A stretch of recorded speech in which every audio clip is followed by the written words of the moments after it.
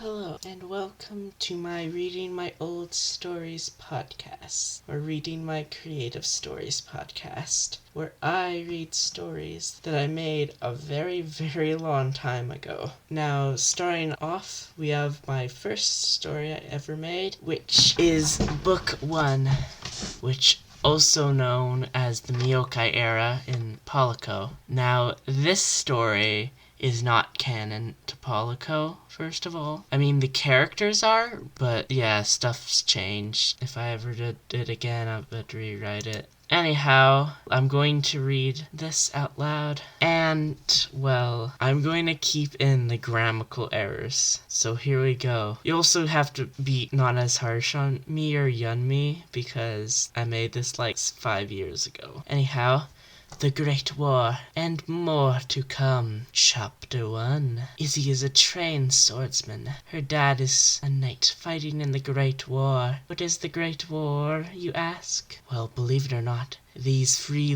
nations lived in harmony until an argument occurred about food, water, and space. One land has too much water, but not enough space.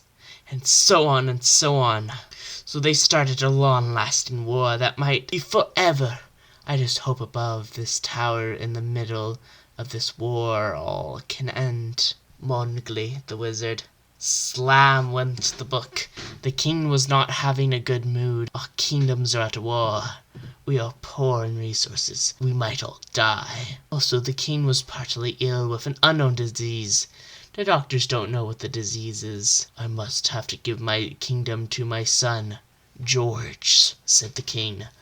Unfortunately, his son is 13, too young to rule the kingdom. Ugh, said the king. I need to have some rest. Meanwhile, George was hunting with his friend Izzy. Izzy had taught George to ride a horse, use a bow, and hunt with a sword. Even though Izzy is also 13. Look, Izzy said happily, there's a Moogs and a Moog. Moogs are fierce creatures, peaceful unless attacked. They are small. The males have a horn. The females are bigger. Both are purple and look like a lizard, have big claws. And the females can spit a poison that can black out the attacker while they run. And they have purple blood. Izzy said, my dad told me that. Want to hunt them? George nodded in agreement. Both used their bows to take down the female. Wonk, said the Moog. It charged towards them without warning. The horn scraped Izzy's hand. They both used their swords to finish it off. Phew, Izzy said. That was intense. George agreed. I have to go home now, George said. Okay, said Izzy with a smile. Meanwhile, in the castle. What? Said the king. You can't hunt with Izzy. She was a lower class.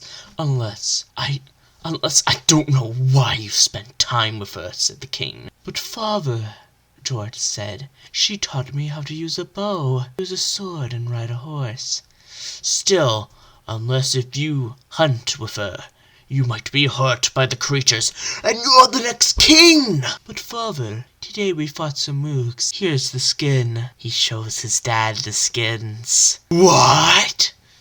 Said the king. Are you hurt? No, but Izzy got her hand scraped by the horn.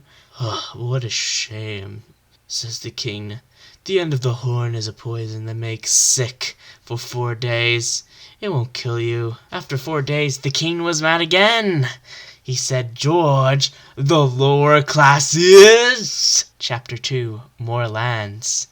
Like really, son, the lower class bathes in rivers. I don't want you to become them. Unfortunately, he left before the king could finish his sentences. Meanwhile, outside in the wilderness, Izzy and George got ambushed by leaf wolves. Leaf wolves have earth magic and made of leaves, and they act like wolves. They charged towards Izzy and George, with parts of the earth coming with them. One by one, they slashed the leaf wolves except one. The one of them wouldn't attack, nor run. It crept up to Izzy and licked her hand. They bonded and now are partners. But Izzy hasn't forgotten about George. They went on adventures for many years, 5 years. The servant bursted in. "King Buggin, your son is here."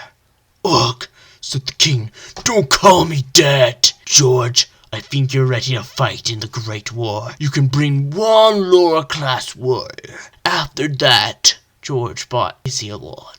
On the trail, they got ambushed by the Aqua Nation. The Leafle bites one of the Aquas.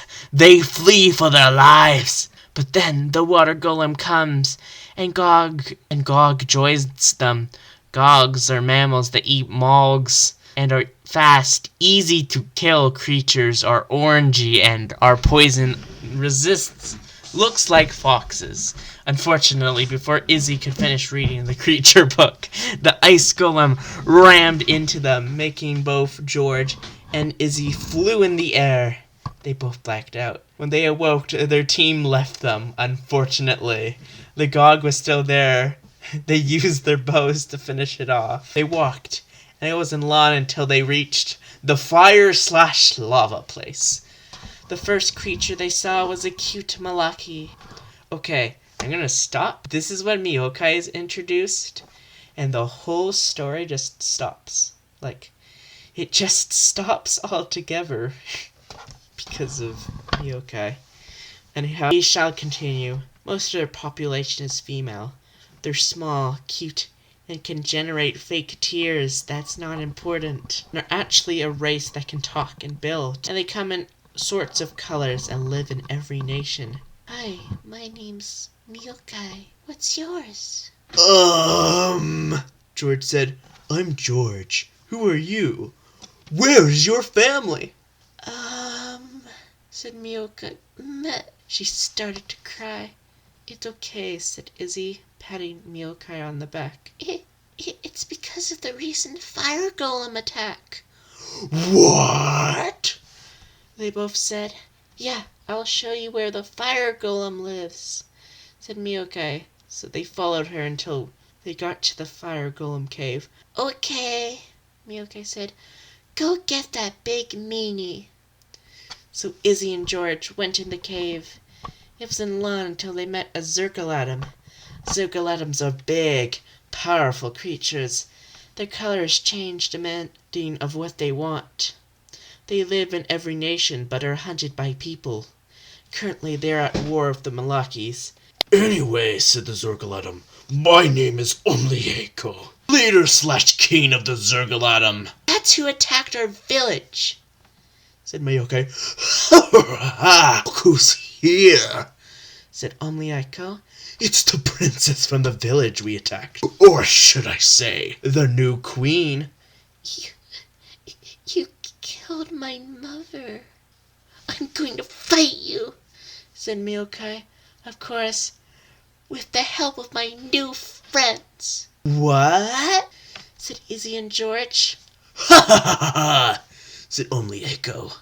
Myokai tried to use her magic, but Omlieko picked her up by her horn. She said, "Yes, we know your weakness. It's your horn. If it breaks, all your magic powers go, and it hurts a lot if we squeeze it," said Omlieko. "But since we want a hard victory, we won't crush your horn, little princess." "I'm not little," said Myokai. He squeezed her harder. "I don't want to make this more gruesome in front of the kids in our civilization," said Omlieko. "Go, little princess, and never come back." He grabbed his spiky club and pounded it on his fist. "As for you humans, know that one day us Zergalatums will not hunt us, but we will hunt you. Now go before I call my guards to kill you all." So George, Izzy, and Myokai ran away out of the cave really quick. "Phew," said Myokai. "That was a close one. We probably should ask the Water Nation to help us." Suddenly, Firewolf came and attacked them. "Attack!" George and Izzy said. Myokai killed them with magic. "Okay," said Myokai. "Let's go." Chapter 3. Unknown People. After a long walk, Miyukai, Izzy, and George got ambushed by the water tribe. They took them to their leader, Geoffrey. What whippersnapper has caused you to come into our land? Said everyone.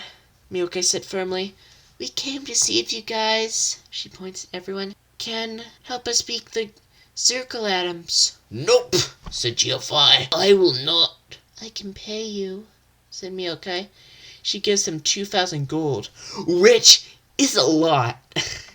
"Oh, okay," said Geoffrey, "but there's one catch." Come on, said everyone. You two, George, Izzy, go out. And Miyukai, you stay here with me.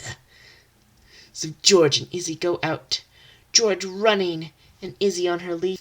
"Wolf, bark," she said. And it wasn't long until they found the lake. They found the creatures Geoffrey was looking for. The creatures said, "Help! Some thieves killed my child and are using experiments." George and Izzy said, "Yes, and one of their names." What? George and Izzy said, "Yes, and one of their names was Geoffrey."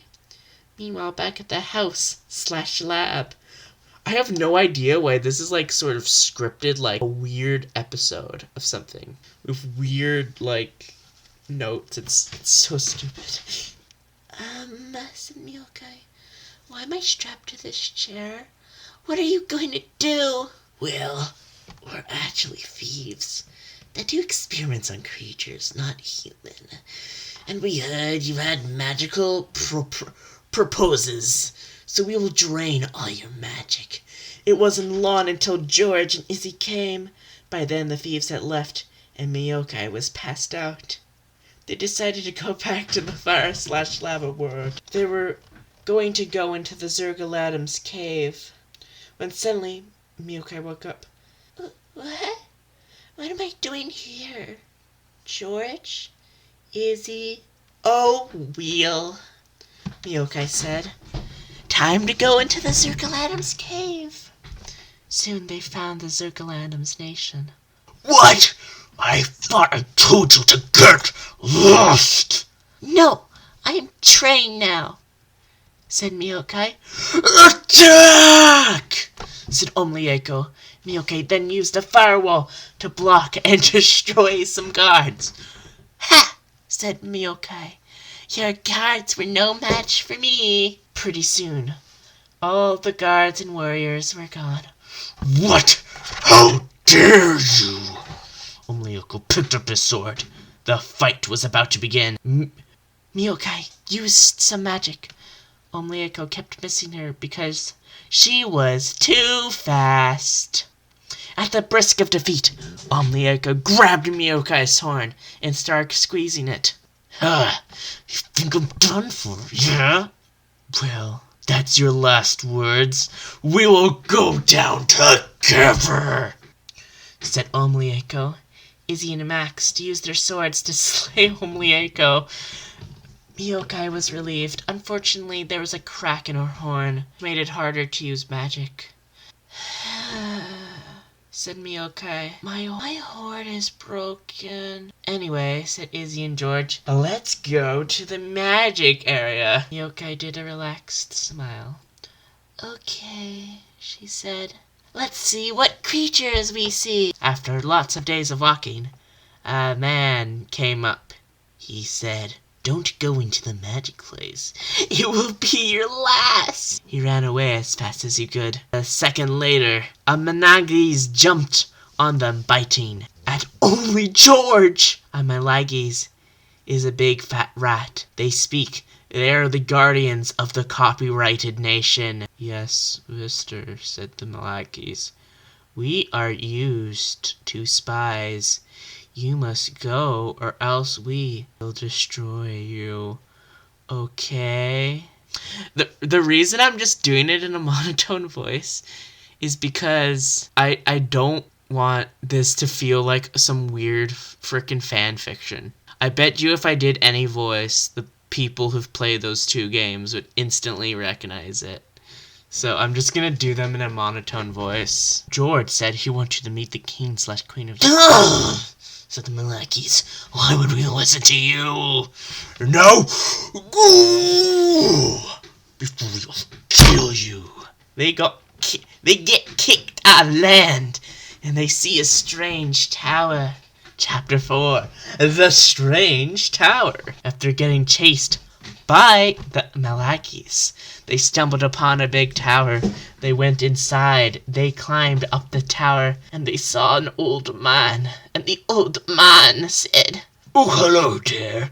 My name's Monongle." George realized that was the person who made the book. "I know about the areas here. Some areas such as..." He pressed a switch, and they heard a rumble below. They heard a rumble downstairs. They decided to check it out. The underground cave. This has a lot of areas. "Oh," said Monongle, and they went down the stairs. They met with a creature who looked like a grey bug. It ran away before they could do anything. When they reached up the stairs, the Malaga came up to them. "What are you doing here?" Said Miyokai. I've followed him down here. "Who?" Me, said Monongle. "Of course, the scientist of our nation. Follow me, and there's other people can talk to our leader." When they got to the village, they met the copyrighted. They are copyrighted like people that come in different copyrighted. A red one came up to Miyokai. Why, hello there. Aren't you cute? Miyokai went right past her. They saw the leader, a grayish-looking leader. "Greetings, traveler. What brings you here in the Bright copyrighted caves, George and Izzy said. "I want better weapons and gear." They're saying that. Miyokai yelled out, "I want to learn some magic." "Ha ha ha ha," said the leader.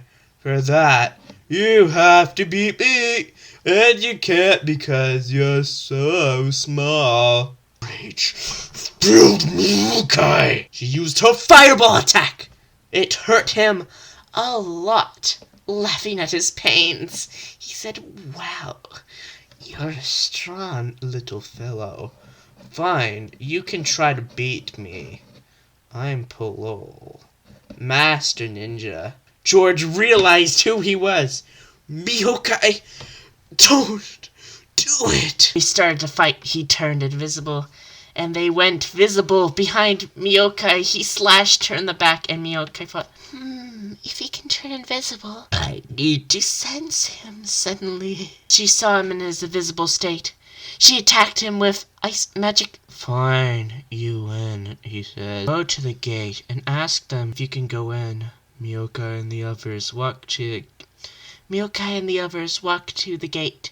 A big, strong voice came down and said, "If you want to do magic, you must have beat him. I will open the gate, and you cannot be surprised, Miyokai. I know who you are."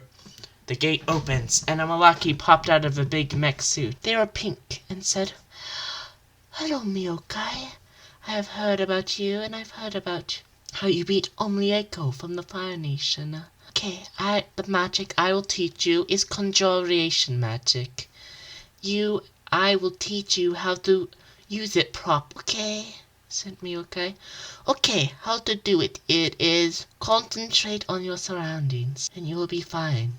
And use your mind and focus on what to do. And if it's too quickly, it might summon something horrible. Just relax and use your mind. So Miyokai did. She relaxed her mind and summoned a sword from her bare hands. The dark-looking sword dropped to the ground.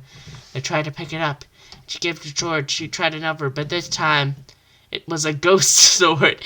It charged at them, but its ghost-like properties disappeared soon, and she gave it to Izzy. Miyokai was happy, but something was off. The magic felt weird using it, and she did not want to use it again.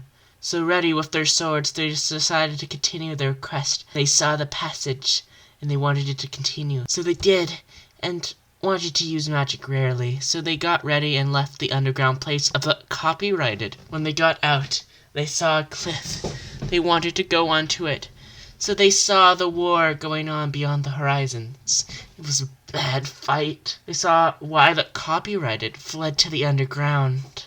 So they left to go back to the grass area where Izzy and George's journey started. When they got there, they found the town in ruins. Only the castle was standing, as if they found the culprits. They were green poliacos. Poliacos are goblin-like creatures that look like goblins, but if they bite you, you will turn into one of them. If you kill them, the people infected will turn back to normal. The polico's attacked. They jumped towards Miyokai. They got stopped in their tracks because a boulder appeared from the sky. It squashed the policos. Suddenly, a shadowy figure appeared. They were small and has scales. They were carrying a book. "Who are you?" they said. "Just follow me," they said. They summoned a portal and went through. Miyokai, Izzy, and George all went through the portal as wheel. What they saw was a weird world. The shadowy figure took off the mask. What they saw was a Malaki, and Miyokai realized who that was. "Mom," said Miyokai. The figure froze in silence.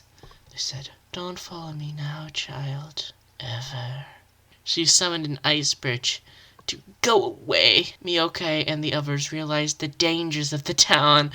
They went back and slayed the monsters, and the king wanted to talk to them. "I don't know what happened," said the king. "Some people came and summoned these monsters.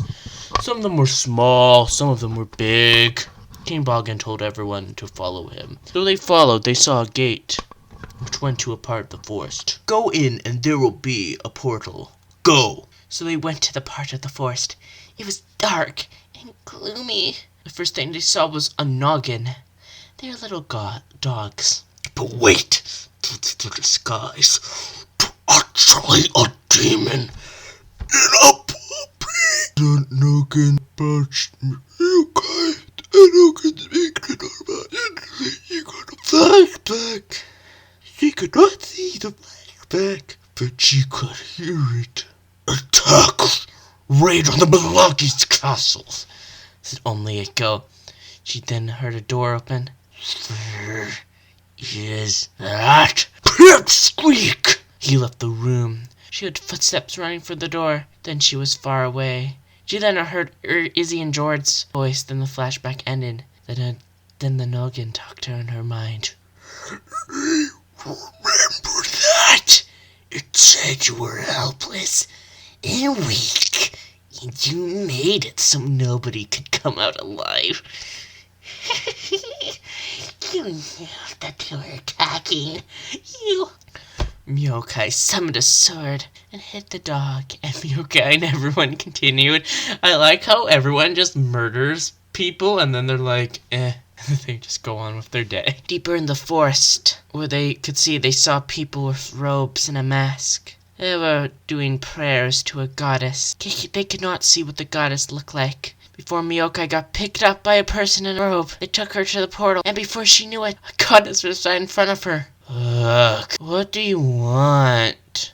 she said. I want my horn back," said Miyokai. "Really?" she said. "Fine, but first prove your strength." "Why?" said Miyokai. "For my amusement." The goddess summoned a darker version of her. Miyokai said nothing. The darker version said, "You will pay." "You will pay!" Darker version stabbed her right through the stomach.